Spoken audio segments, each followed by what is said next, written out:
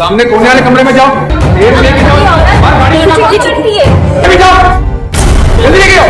की वजह से मेरे शौहर इस दुनिया से चले गए।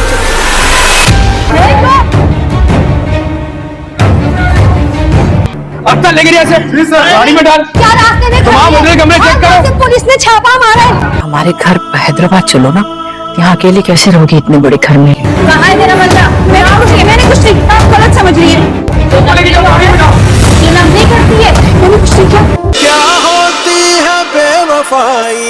अब आप ड्रामा सीरियल तेरे बन की आने वाली किस्त में देखेंगे कि इस पहले आप लोग हमारी इस चैनल स्ट्रगल एम को सब्सक्राइब कर लें ताकि हर आने वाली वीडियो का नोटिफिकेशन आपको मिलता रहे। मीरब की बाबा इस दुनिया से चली जाती हैं और माह बेगम अनीला को कहती है कि आप हमारे साथ हमारे घर चलें।